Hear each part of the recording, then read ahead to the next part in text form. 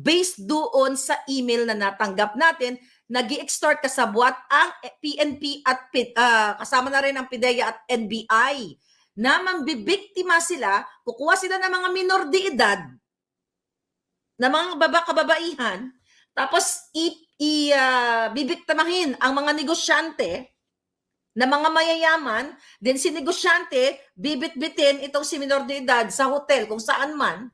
Tapos kunyari, to the rescue ang NBI, at ayon sa ating source, etong si Kumar ay part of it. Tapos i-extort nila, puntahan nila dito sa hotel na ito, tatakutin si businessman na minor de edad yung hawak mo. This was ERAP time pa, actually. Magbayad ka ng 3 million, 5 million, 6 million para hindi ka makalaboso. So maghahati-hati ang NBI, ang mga pulis sa kasabwat at si Kumar. Na-report na natin yan based sa informant natin. Pero bakit ayaw galawin? Bakit si Senator Bato ay nagsuri-suri pa dito kay Kumar? Sorry James ha, kasi nasa ospital ka. Yung mga utak ninyo, mga senador kayo, hindi nyo ginagamit para sa tama. Ginagamit nyo ang mga utak nyo para protektahan ang mga sindikato. Kung talagang gusto nyo lang, mga kababayan. Ito.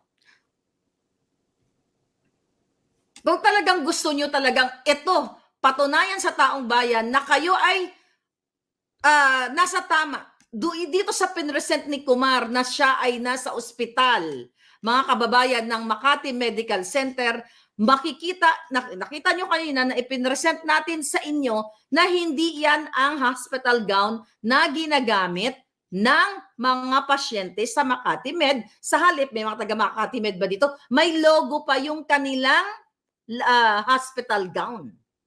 So yung hindi, yung suot-suot ni Kumar na nasa hotel siya at naka-pajama pa siya ng bonggang-bongga. So ito'y si Kumar ay sinungaling, pero sa halip, humingi pa ng kapatawaran si Senator Bato. Ano ang sabi niya dito? I apologize. Sinulat ko yung sinabi mo, Senator Bato.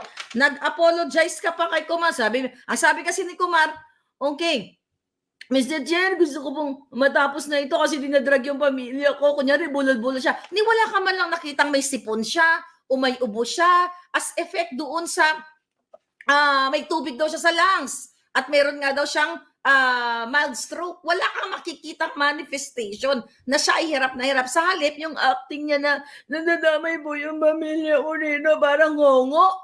Para lang siyang umarte na kunyari siya may sakit. Nadadamay na stroke na po ako.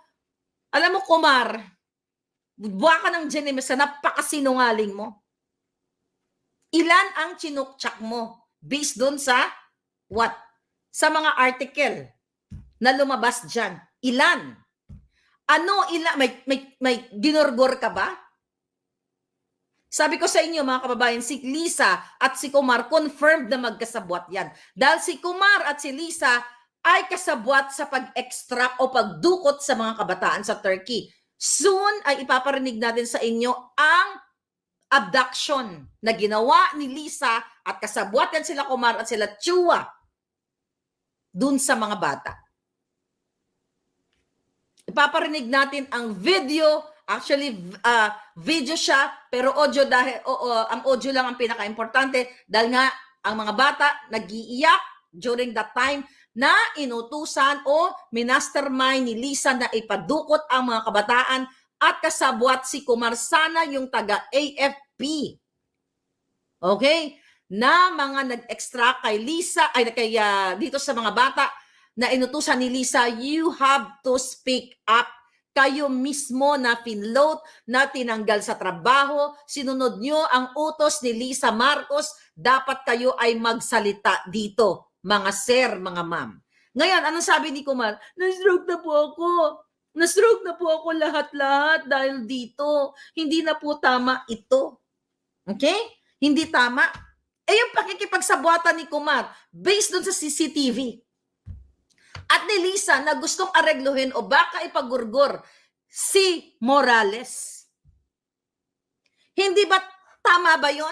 Senator Bato, Jinggoy Escudero na ngayon nakuha mo na, ha? Bukbok, Senator Bukbok. Marami naman pang shopping yung asawa mo, ano?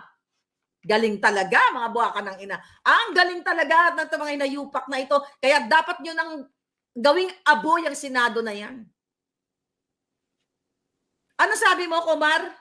Ang arte mo, kasi nung walang ikaw dapat ang nakakulong, hindi sa baba ng Senado. Nakakulong ka sa totoong rehas. Dapat nga hindi lang kulong eh.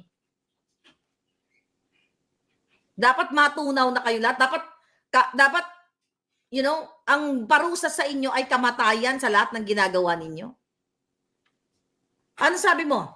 Para niyo na akong pinagbintangan. Okay? Pinagbintangan sa mga bagay na wala akong ginawa. Yan bang may sakit? Hindi ganyan ang arte, gago.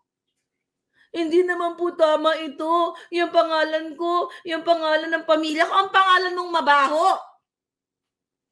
Na kung gagawin lang ng senador at ng justice, ng Department of Justice, ay dapat kung may bitay sa Pilipinas, wala ka na sa mundong ito. Si Lisa dapat wala na sa mundong ito. Si Marcos Jr. dapat wala na sa mundong ito. Kung may bitay lang sa Pilipinas, sa pagiging sangkot nila sa kidnapping, smuggling, pagnanakaw sa kaban ng bayan.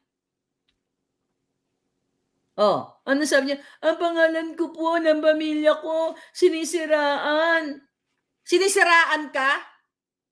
Binanggit ka ni Picoy o ni Eric Santiago na ikaw ang tumawag sa kanya, nag-usap kayo ni Lisa. Alam mo, itong mga senador, ikaw Senator Bato at Jinggoy at Escudero, kung kayo ay para sa taong bayan, yung CCTV na yon, pwede nyong ipasomon si Picoy nasaan ang call record.